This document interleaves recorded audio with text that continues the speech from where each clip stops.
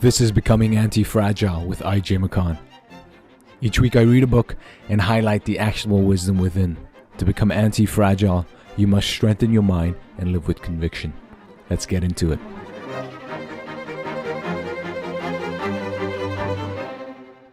The only things you learn are the things you tame, said the fox. People haven't time to learn anything. They buy things ready-made in stores. But since there are no stores where you can buy friends, people no longer have friends. If you want a friend, tame me.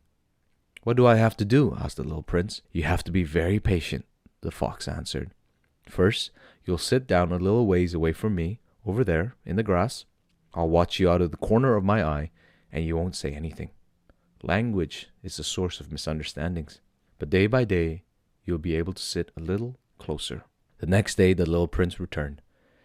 It would have been better to return at the same time, the fox said. For instance, if you come at 4 in the afternoon, I'll begin to be happy by 3. The closer it gets to 4, the happier I'll feel. By 4, I'll be all excited and worried. I'll discover what it costs to be happy. But if you come at any old time, I'll never know when I should prepare my heart. There must be rights. What's a right? Asked the little prince. That's another thing that's been too often neglected, said the fox. It's the fact that one day is different from the other days, 1 hour from the other hours. My hunters, for example, have a right. They dance with the village girls on Thursdays, so Thursday's a wonderful day. I can take a stroll all the way to the vineyards. If the hunters danced whenever they chose, the days would all be just alike, and I'd have no holidays at all. And that's how the little prince tamed the fox. And when the time to leave was near, "Ah," said the fox, "I shall weep." "It's your own fault," the little prince said. "I never wanted to do you any harm, but you insisted that I tame you." "Yes, of course," the fox said. "But you're going to weep," said the little prince. "Yes, of course," the fox said. "Then you get nothing out of it." "I get something," the fox said, "because of the color of the wheat." Then he added, "Go look at the roses again. You'll understand that yours is the only rose in the whole world. Then come back to say goodbye, and I'll make you the gift of a secret."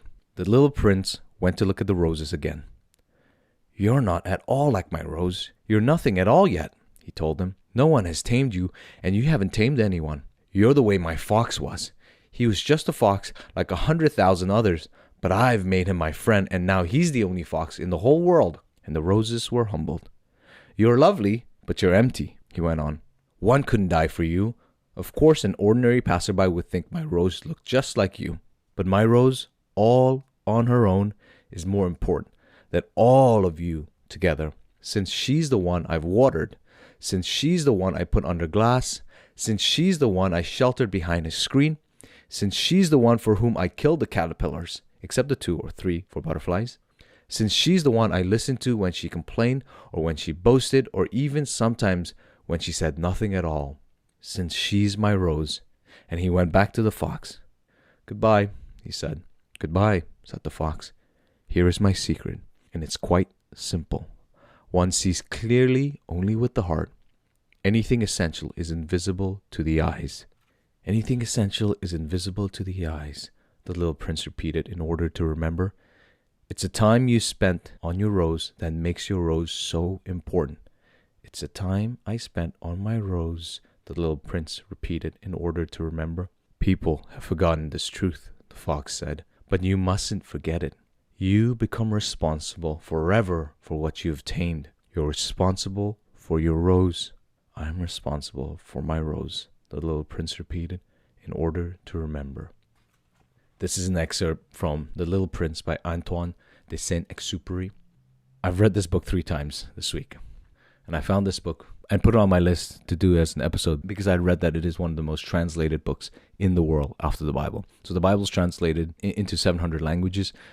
The Little Prince, or Le Petit Prince, because Antoine de Saint-Exupéry, he wrote it in French. The Little Prince has been translated into over 500 languages, and it continues to be one of the most popular books read by both children and adults. The background on the book is that it's written for children, but it's also not written for children. It's written for adults. A child can read this and take away some very important lessons, but an adult can read this book and take away the same, if not more, insights about life from this tiny book. So this book I see like a parable, where you can always return to a parable to gather lessons and insights on life. To give you an overview of The Little Prince, the narrator, who's Antoine de Saint-Exupéry, he crashes in the desert and he only has 8 days supply of water, and he also has to fix his plane. And as he's trying to fix his plane, one day this little prince with golden hair and a great smile appears to him and says, "Draw me a little sheep." And the narrator goes, "Well, I don't know how to draw because I haven't drawn anything in a long time." But the little prince keeps on demanding him to draw a sheep, so he ends up drawing multiple versions of the sheep, which the little prince doesn't like. The narrator ends up drawing a box and he says, "Hey, the sheep is in there." And that satisfies the little prince. And it is the start of a friendship that lasts for 8 days. Right? And in those 8 days, the narrator learns about the little prince, where he comes from, and also learns about love, friendship, patience, kindness, mortality, and happiness. That sounds kind of nuts. All that in just under 100 pages with pictures. So the first place I want to talk about is the idea of taming that the fox mentions and teaches the little prince. So the fox appears later on in the book, quite close to the end, when the little prince comes across a garden of roses. So the little prince comes from a planet called B612. And on B612, there are 3 volcanoes, a bunch of seed buried underground that stay dormant until the seeds want to come out. And then if they're good seeds, then you keep them. If they're bad seeds, then you have to take them out, especially if they're baobabs. And I'll talk about baobabs and the metaphor, or what I think it represents. And then one day, the seed falls onto his plant. He doesn't know where it comes from. And so when he finds out it's a rose, the rose, as it grows, is very careful about how she blooms. And the little prince takes care of this rose by watering it, sheltering it from the sun. And eventually the rose blooms. And the little prince falls in love with the rose and is completely taken by the rose. The rose knows this, and so the rose continues to pester. The rose nags the prince to do all these tasks for her, says things that she doesn't mean, but it affects the little prince. And ultimately, he gets so annoyed with her, and he gets tired of her nagging. He gets tired of her self-conceited nature. So he wants to escape, so he ends up taking advantage of a migration of wild birds. And then he leaves the planet. And when he leaves the planet, he goes and visits a bunch of other planets. And ultimately ends up coming to planet Earth, where he meets the narrator, and they strike up a friendship. So when the little prince meets the fox, and he meets the fox before the narrator, the fox teaches him some important lessons. The fox first teaches him what taming is. And taming, as I read in the excerpt, taming is what happens when you create a bond another. So when the fox says, "Right now you're simply just another little boy of 100,000 others, and I'm just a little fox of 100,000 other foxes, and there is no bond between us. But the moment the bond is created, then I'll become your fox and you'll become my little boy." And actually the fox goes on to say, "But if you tame me, we'll need each other. You'll be the only boy in the whole world for me, and I'll be the only fox in the whole world for you."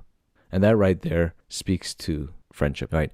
When you have a friend that you can trust, that you can rely on, even though your friend could be like somebody else, right? Our personalities, our characters are similar to many other people. But the thing that makes a difference is your connection with that friend. That friendship makes both of you different. That friendship makes both of you better. And that is the type of friendship we want in our lives. This idea of taming is simply just making connections. Once you create a connection with somebody, there's a bond that gets shared. And on the point about friendship, the way I think about friendship is this. You can have lots of acquaintances. You can have lots of people that you know. You can have lots of friends where you can talk to them about deeper things. But you can only really have a handful of close friends, right? Close friends who know you better than anybody else. And you can't have too many of these friends. Similar to how when we talked about tribe, just the previous episode 004, we found that the reason the white settlers in Virginia in 1612 kept escaping to join the American Indian tribe is precisely because of the deep connections that these Indian tribes had. We humans all desire this type of deep connection with another. And friendship is one of those things that compound over time, especially if you invest in a friendship. Somebody that you've been friends with each passing year, that friendship doesn't grow by 1 year, right? It compounds exponentially with each passing year. Obviously, it's important to invest in those friendships, but all these friendships, no matter what, have an impact on you. And this is what the fox is getting at, right? The moment you create a connection, a bond with somebody, you are no longer another person to them, and neither are they a random person to you, right? You know each other. And it is through this lesson that the little prince realizes that the rose that's on his planet, the one that he loves, even though there are thousands of other roses, he realizes that rose is unique to him because that is his rose. And the rose has tamed him, and he has tamed the rose. Right before the fox appears and tells him about taming, the little prince had walked through a garden, and in the garden he had found a bunch of roses. And so he says, "Who are you?" "We're roses," the roses said. "Ah," said the little prince, and he felt very unhappy. His flower had told him that she was the only one of her kind in the whole universe. And here were 5,000 of them, all just alike, in just one garden. She would be very annoyed, he said to himself, if she saw this.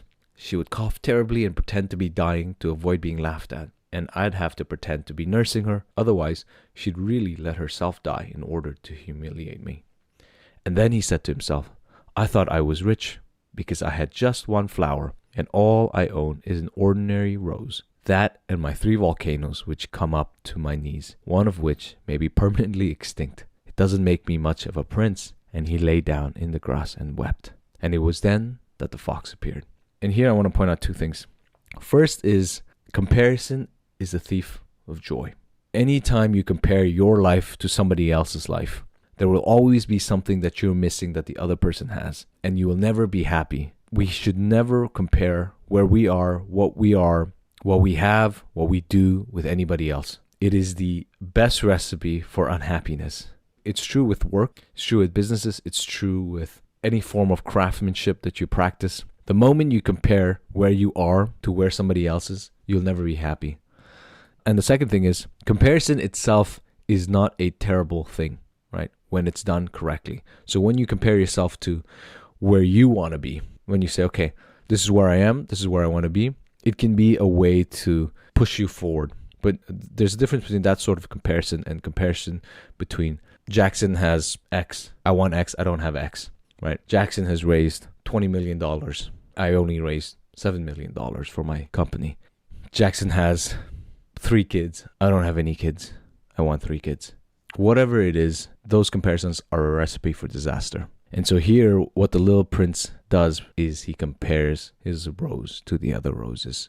And he says, I thought my rose was unique, but she's not unique because there are 5,000 roses here in one garden. And so he's sad. But then he realizes later on that his rose is truly unique because of the connection that he has with it. And it is same thing with us. Whatever it is that you're doing that you think you're not there yet, you have to keep in mind that we're all on a journey. And this journey takes time. So your day 1 cannot be compared to somebody else's day 10. Somebody's day 100, somebody's day 1,000. All of this requires a sense of patience and, most importantly, a sense of discipline. Disciplining your mind to be able to focus on the present, on the here and now, and not be discouraged about where you are in life. And in the excerpt, the other thing that stood out to me was when the fox says, the only thing you learn are the things you tame. People haven't time to learn anything. They buy things ready-made in stores.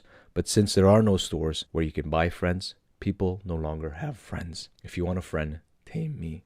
That was powerful because it reminded me that some of the most important things in life require investing your time, your energy into it. And the return that you get from it is much more valuable than the time that you put in, the energy that you put in. If you want a friend, you have to find time to spend with your friend. If you want to find a lover, you have to make sure that you find time to find a lover. Nothing that's worthwhile in life comes easy. Everything that's worthwhile in life comes at a cost. And the cost here is time. And as we talked about, time is the most precious asset that we can never own. But some of the greatest pleasures and joys in life come from sacrificing our time and giving it to learning more about another. When you encounter the other, time is the cost that you pay. I want to continue from this part when the fox tells the little boy to come at exactly the same time every day. And he says, if you come at 4 in the afternoon, I'll begin to be happy by 3. The closer it gets to 4, the happier I'll feel. By 4, I'll be all excited and worried.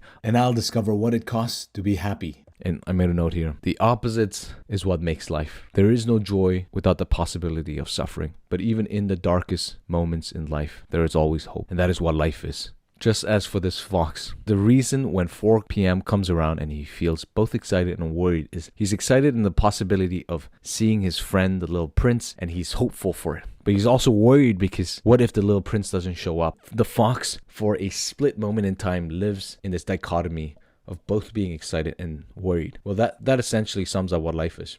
the birth of your child was one of the happiest and greatest days, but it also means that your own death is much closer. And I'm thinking about this more because we were recently at my neighbor's funeral. He was in his late 80s and he had passed away. And we went to the funeral. It was a small funeral, but we were there, and my daughter came with us, and she's very young. She obviously doesn't know this is a funeral, so she's babbling. We're trying to keep her quiet, and some people are looking back, and we want to be respectful to the funeral ceremony. So we end up moving to the back, right at the back, and sit there. The funeral service ends.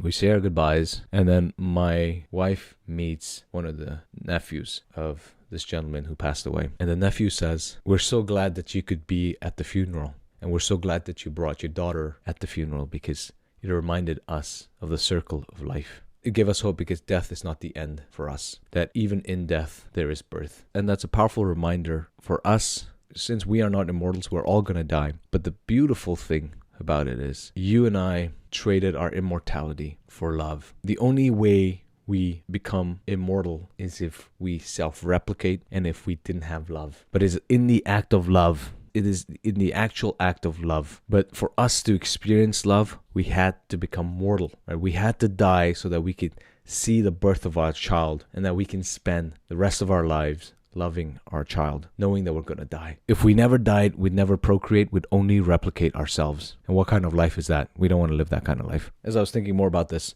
it reminded me of something that happened a few years ago. We were at a friend's place, and we were talking about love and how powerful love is. And they mentioned something that happened to one of their friends. And their friend was a much older woman, and she had fallen in love with a gentleman back when they were in their 20s. But then I think the war happened, and then they got torn apart. He went off somewhere in Europe, and she went to Canada. She came to Canada, I believe. And they never saw each other again. They had no contact with each other. He went on to marry another woman, had children, but she remained single the whole time. And then in their late 70s, I believe, they fortuitously met each other when she was visiting England. And as they were exchanging stories, she found out that he became a widow just a few years ago. And as they talked, their old sparks returned. But mind you, both of them are in their 70s. And then she also learns that this gentleman, he has a fatal disease that's going to take his life. I believe he has cancer, and he only has a few years to live. She's now in this position where she has found the man that she had fallen in love with and always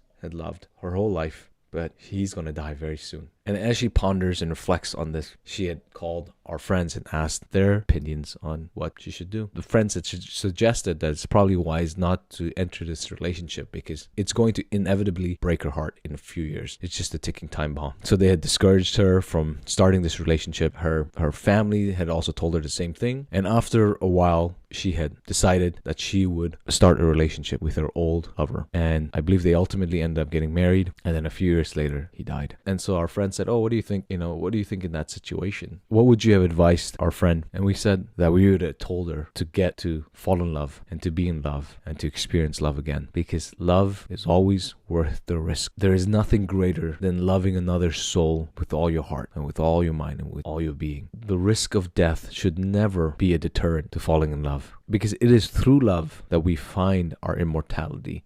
Even though we had to give up our mortality to experience love, it is only through the act of love that we are resurrected with the other and we become immortal. The story stuck with me, and it came up here in The Little Prince, since he has run away from his rose and now realizes that it is his rose that he truly loves, and he wants to make his way back. Now I want to talk about the planets that he ends up visiting.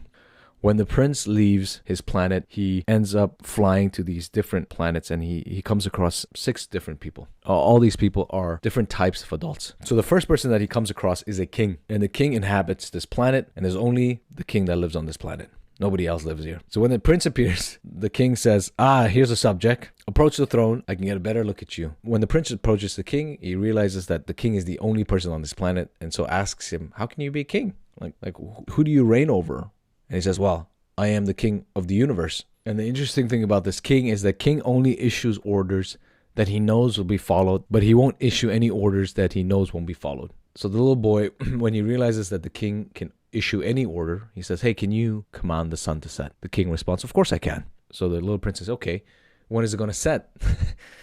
And the king realizes that the little prince wants the sun to set right now, and realizes the conundrum he's in, and king ends up saying, "Oh, the sun will set when the sun sets." around sunset. The little prince can't wait for it, so he says, you know what, I'm going to leave. But the king doesn't want him to leave because the king is lonely, and since he's the only one on this planet. So then the king gives him a proposition and says, why don't you stay here and I'll give you the power to be a minister.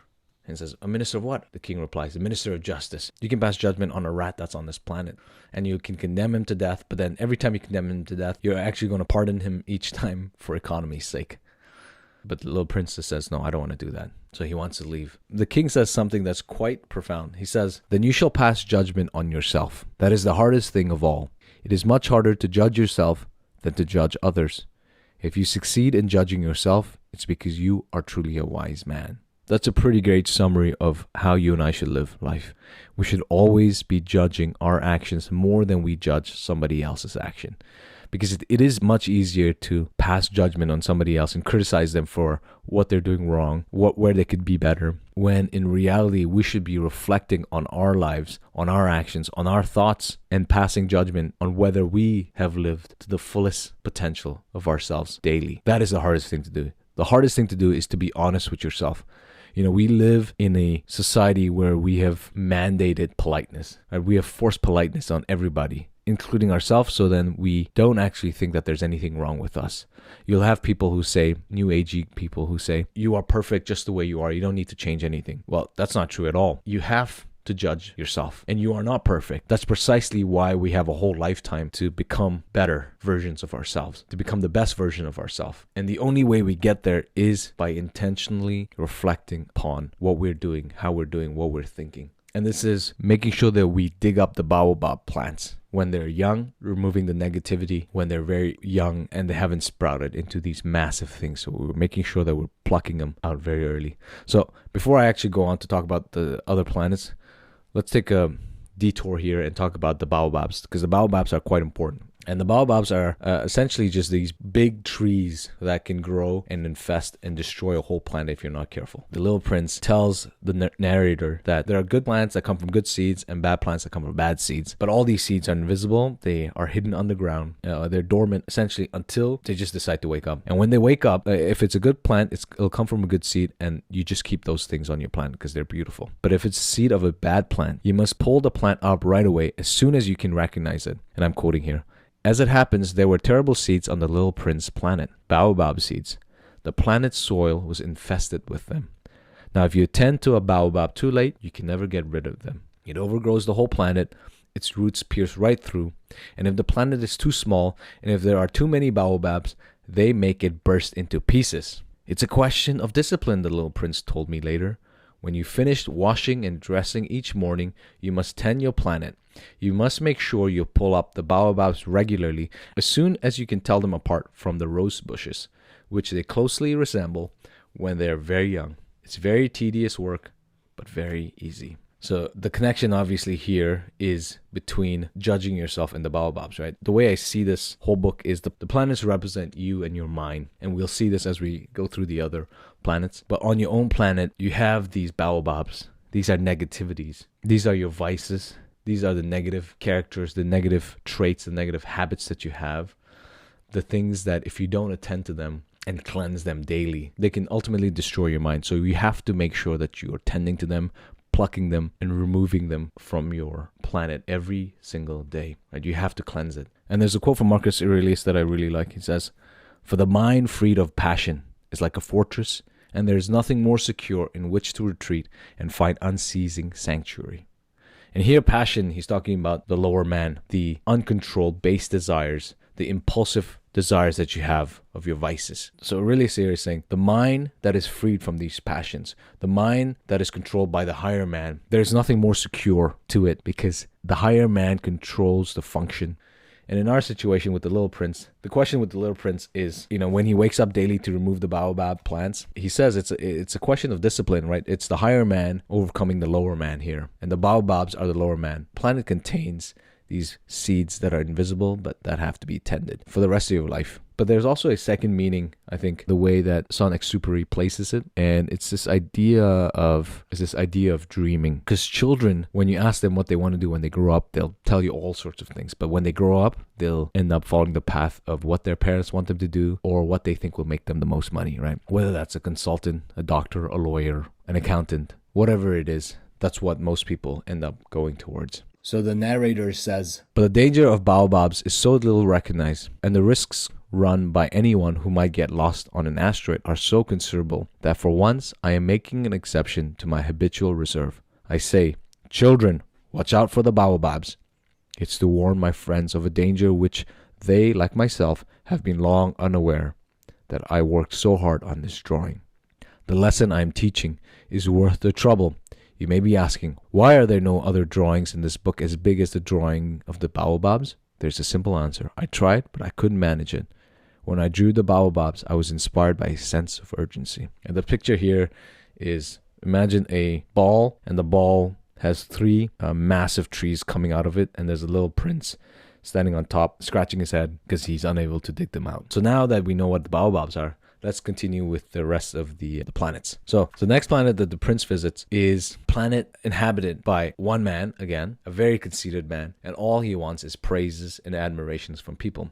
When the little prince gets there, the first thing that this guy says is, a visitor from an admirer. Oh, hello, that's a funny hat you're wearing. And this conceited man says, clap for me, and the little prince claps for him, and he tips his hat. What ends up happening here is the little prince realizes very soon is that this man only wants the admiration of other people. He does not know how to live without admiration, and all he lives for is admiration. And he wants to be known as the handsomest, the best dressed, the richest, and the most intelligent man on the planet. For you and I, this is a reminder of precisely the type of person we don't want to become. We don't want to live for the praises of other people, because if you depend on the praises of other people, you'll be very disappointed and you'll become very weak. You will be willing to do whatever to get the praises of other people, even if it goes against your ethics. And so just going back to the king represents the importance of community. You cannot be a king if you don't have subjects that you are guiding, that you're ruling over, that you're helping. The lesson I gather from the king is that seeking after power without any real intention to help somebody else is totally vain and useless. And yes, this speaks to essentially a lot of politicians, and why people hate politics is precisely because they find that politicians are only after power and not so much about actually helping the people who put them in power. So power without actually helping other people is simply vanity. Now returning to the conceited man tells the little prince, do me a favor, admire me all the same. And so the prince says, I admire you, but what is there about my admiration that interests you so much? And the conceited man gives no response. Our lesson here is making sure that we do not seek admiration from other people, that we have a strong reputation with ourselves, that we have a strong image of ourselves, that we are not dependent on others, and that we find our strength from within. The confidence must come from within. It cannot come from anywhere else. So from this planet, he goes to the third planet, and the third planet is the saddest. So when he goes to the third planet, he finds that it's inhabited by a drunkard, a lonely drunkard, and all he does is drink and drink and drink. And when he's asked, why are you drinking? He says, to forget. But what is he trying to forget? So the drunkard says, to forget that I am ashamed. And when the little prince says, what are you ashamed of? The drunkard replies, of drinking. And I made a note here. The drunkard represents spiral of shame that you can get caught up in through drinking, drugs, and other sort of activities where you're just doing these things to distract yourself from the true pain that you don't want to face. Because you know that in facing whatever struggle that you have, it's going to be very, very painful. And you don't want to experience that pain. You have no desire to experience that pain, so you'd rather drown out that pain. You and I are not like this. We are willing to walk into the room, the darkness, and face the demons. Because it's only in facing the demons, it's only in integrating our shadow into the light that we become a better person. So we never want to distract ourselves with trivial pleasures, whether that's drinking and getting drunk, doing that over and over in a repetitive cycle, or whether that trivially scrolling through social media to drown our pain, to not face the real truth that we hate where we are in our lives, and we know we should be doing better, but we just don't want to face the truth. The little prince, after he visits this place, is very depressed. Now from this, the little prince travels and he gets to this planet where there's a businessman, and all the businessman does is count stars. And he'll endlessly count stars over and over again, catalogs them, and puts them away. So the little prince says, what are you doing counting these things? And he says, I'm counting stars, the businessman says. 3 and 2 make 5, 5 and 7 make 12, 12 and 3 make 15. Hello, 15 and 7, 22. And he goes on. And the little prince says, what are you counting? So the businessman looks up and says, you're still here. 501 million. I don't remember. I have so much work to do. I'm a serious man. I can't be bothered with trifles. 2 and 5, 7. And he goes on. I made a note on the side saying that this can be us. This businessman who's too busy to look up at the prince and have a conversation can be us with our families, with our friends, where you're so preoccupied with work, that you're so preoccupied with the things that ultimately don't matter, that you lose the preciousness of this life on the trivialities. The other interesting thing about the businessman is he talks about how he's been disturbed 3 times. Okay, the first time was with a beetle that fell down. He doesn't know where it comes from. The second time was when he had a fit of rheumatism. And he says, I don't get enough exercise. I haven't time to take strolls. I'm a serious person. And the third time is obviously when the little prince comes. I made a note here because health is extremely important. It doesn't matter how much wealth you have, how much status you have. Without health, all of those things are useless. Just think about when you were sick the last time, okay? When you were sick the last time, what was the only thing that you wanted in life? Did you want more money? Did you want more fame? Did you want more status? Did you want more cars? No. The only thing that you wanted in that moment of sickness, where your health was deteriorating, where you had high fever, where you're coughing like a madman, is that you wanted to get better. You want better health. And that is the key. Wealth without health is useless. And this wealth can be translated. It doesn't just have to be money. It can be anything. One of the keys to living a happy life is having good health. It is crucial for you and I to make sure that we are exercising, whatever it is, whatever type of exercise that you do. Obviously, like I've mentioned before, doing some martial art is very important, but I think even more important is lifting weights, going for runs. It's important to be healthy, because if you're healthy, then you can show up for your friends, you can show up for your family. But if you're unhealthy, you're gonna be more of a burden than you are anything else. And you don't want to be like this businessman who is fat, completely overweight, and all he focuses on is counting numbers. So this little prince wants to know why this businessman is counting. And we find out that the businessman is counting the stars. And he's counting the stars because he believes that he owns the stars. And by counting it, he owns it because nobody else has thought about counting them. So when he counts them, he puts them down on a piece of paper, how many stars he's counted, and then he puts them in a bank. So the little prince asks him, what do you do with those stars? What do I do with them? Yes. Nothing. I own them. You own the stars? Yes. But I've already seen a king who kings don't own. They reign over. It's quite different. And what good does owning the stars do to you? It does me the good of being rich. And what good does it do you to be rich? It lets me buy other stars. If somebody discovers them, the conversation goes on and the little prince says, that's true enough. And what do you do with them? He's asking, what do you do with these stars? I manage them. I count them. Then I count them again, the businessman said. It's difficult work, but I'm a serious person. And here we see the folly of thinking that having more material possessions is actually going to make you happy, right? It doesn't actually do you any good. Ultimately, it doesn't have the effect that you think it would have. So I made a note here right next to when the businessman says, it lets me buy other stars if somebody discovers them. The wise man knows when enough is enough. But knowing when enough is enough requires deep reflection. Because without an understanding of what it is that you want in life, what are the most important things in life, nothing will ever be enough. It doesn't really matter how much wealth that you end up acquiring. You'll always want more. Wanting more is not necessarily a bad thing. Sometimes it can be a good thing. You want to be better, right? That's essentially wanting more. You want to be more courageous. You want to be more patient. Those are all good things. But there are certain things that you want more of that actually don't add anything to you. And it can often be a distraction. And it can often be a hindrance to forming deeper relationships in life. And from here, the prince moves on to a 5th planet. And on this 5th planet is a lamplighter. And what the lamplighter does is he goes and lights the lamp every day and turns it off, blows it out every day. So at sunrise, he turns it off, and then at sunset, he turns it on. And when he's asked why he's doing this, all he says is orders, orders, orders. So, okay, why are you turning it off? Orders. Why are you turning it on? Orders. Can you do anything else? No, because I have orders. And he says, where does this order come from? He just says, they're orders. So when the little prince meets this man, he thinks and says, it's quite possible that this man is absurd, but he's less absurd than the king, the very vain man, the businessman, and the drunkard. At least his work has some meaning. When he lights his lamp, it's as if he's bringing one more star to life or one more flower. When he puts out his lamp, that sends the flower or the stars to sleep, which is a very fine occupation and therefore truly useful. However, the little prince does not understand why are you just doing this? And this gentleman, talks about how He wants to do something else with his life. He wants to sleep, he wants to rest, but he just has to follow orders, so he keeps on doing these things. And the more he continues to do this, with each passing day, the planet continues to spin faster and faster, so he actually has less and less time to do it. And on this planet, a full day only lasts a minute, and so he has no time to rest, he has no time to sleep. And there are two things that here I made a note about. And one is that it is the folly of wasting your life blindly by following the whims of somebody else's. So the note that I made here is, it's easy caught up doing work, thinking that, okay, I'm going to do this, I'm going to finish this, and then I'm going to spend time with people. And then it becomes very hard to break out of this. And so you spend hours and hours doing this. Days turn into weeks, weeks turn into months, months turn into years. And then you realize that you're 65 and you're retiring.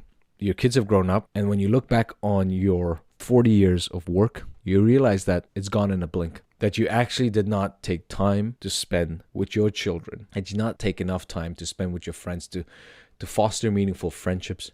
And so when you get to 65 and you're retiring, when you get to 70 when you're retiring, you realize that death is much closer to you than life.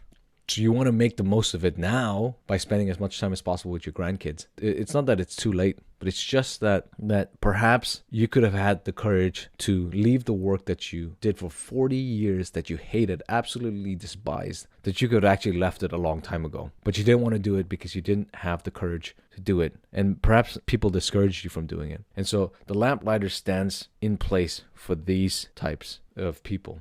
And you and I do not want to be like this. You and I want to make sure that we live life on our own terms, right? That we do the things that we love, that we don't waste our life away on the orders of somebody else. You know, we don't want to be managed daily by some manager telling us what to do with our lives. You want to be the CEO of your own life. I think that's the most important thing here. And the CEO of your time and the CEO of your day. We don't want to be like the Lamplighter who just continues to follow orders but doesn't know why. And with each passing day, his days get shorter and shorter and shorter, and his life, he comes closer and closer to death. So then when the little prince leaves us, he finally goes to the sixth planet. And on the sixth planet is a geographer. And all this geographer does is write down things in his big book. But he's not an explorer. And he makes sure that the little prince knows that he's not an explorer. And he says, I'm not an explorer. There's not one explorer on my planet. A geographer doesn't go out to describe cities, rivers, mountains, seas, oceans, and deserts. A geographer is too important to go wandering about. He never leaves his study, but he receives the explorers there. He questions them and he writes down what they remember. And if the memories of one of those explorers seem interesting to him, then the geographer conducts an inquiry into the explorer's moral character. The geographer stands in place of those people with no skin in the game. People who claim they are experts, but actually aren't an expert on anything. So an example would be a philosopher who claims he's an expert in ethics, but lives a totally unethical life. Philosopher who says he's a skeptic. Car speeds in front of him, jumps out. The geographer also, I think, stands in place of the problem we have in this world where everything is so specialized.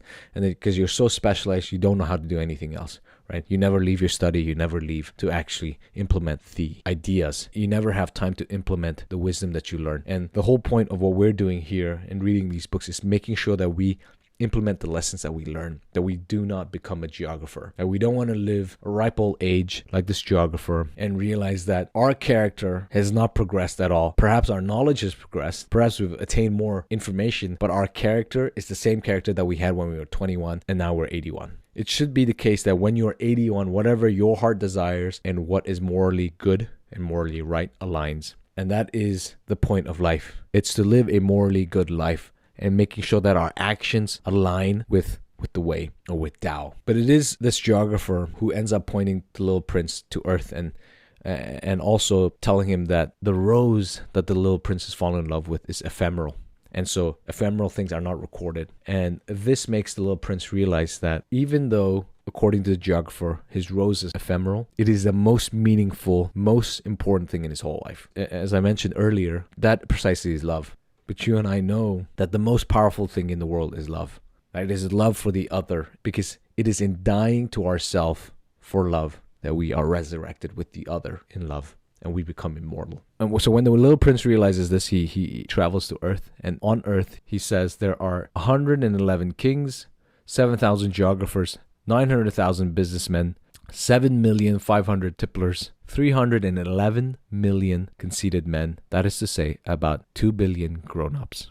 That's what it is. The little prince met all the grown-ups on the different planets. But turns out that all these grown-ups on all these different planets actually live on Earth.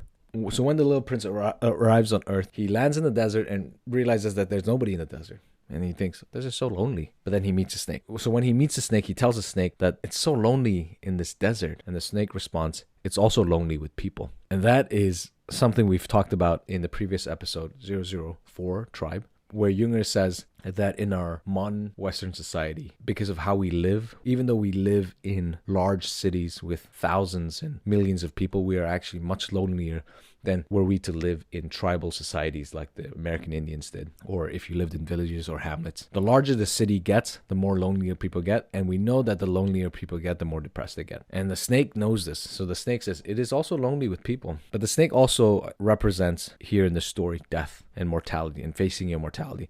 And it's interesting because the prince ends up facing his mortality with the snake, but the snake is the one who first confronts him about the possibility of death. When the prince tells the snake, you're not very powerful, you don't even have feet, you couldn't travel very far. I can take you further than any ship, the snake said. He coiled around the little prince's ankle like a golden bracelet. Anyone I touch, I send back to the land from which he came. And the snake went on, but you're innocent and you come from a star. The little prince made no reply. I feel sorry for you, being so weak on this granite earth, said the snake.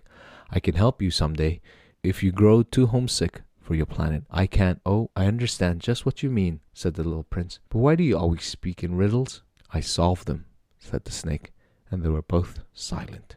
Through this, the little prince befriends the snake, and at the end, it is the snake that bites the little prince's ankle, and then he is transported. And this is a lesson for us in that we too must confront our mortality before it comes to us unexpectedly. For if you've confronted your mortality, when death appears, he will embrace you as a friend and you will not fear walking into it. And here the prince has done precisely that. He confronts death, and in so doing, at the end, when the snake bites him, he's ready for it, even though leading up to it, he's a bit fearful. And the last thing I want to talk about is when the little prince and the narrator find water, a well. And when they find the well, they hoist up the water, and when the little prince drinks the water, the narrator writes, the water was more than merely a drink. It was born of our walk beneath the stars, of the songs of the pulley, of the efforts of my arms. It did the heart good, like a present. When I was a little boy, the Christmas tree lights and the music of midnight mass, the tenderness of people's smile, made up in the same way the whole radiance of the Christmas present I received. Prior to this, the little prince and the narrator are walking in the desert, and they're extremely thirsty, and the little prince sort of faints. And so he carries him and ultimately ends up finding the well. And he realizes when he drinks the water that the water is simply not just a drink. The water encapsulates the whole friendship, the struggle, the journey, the stories of each other that have now intermingled. And so the water is the culmination. After drinking this, the little prince says, people where you live grow 5,000 roses in one garden, yet they don't find what they're looking for. They don't find it, I answered. And yet what they're looking for could be found in a single rose or a little water. And the note I have here is that all that you need in this life is right there before you. You think you need more, you think you need more of this, more of that, but really all that you really need is right there before you. And we can often get caught up in keeping up with the Joneses, trying to accumulate more things. But the lesson that we learn from not just The Little Prince, but from Confession, from Viktor Frankl's Man's Search for Meaning, from the last episode, Tribe, is that the more you have, the more fragile you are, and the less you have, the more anti-fragile you are, the happier you are. Because it is in the simpleness of life that you find the depth, because you're able to focus and you're able to hone in on the most important things.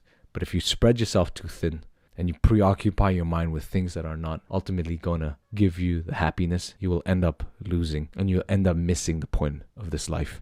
And with that, I'll wrap this episode. The best way to support this podcast is by subscribing on Apple, Spotify, whatever your medium is, leaving a review on Apple and Spotify specifically, and sharing it with your friends. And together we can continue to learn and implement the lessons that we're learning through these books. So until next week, peace.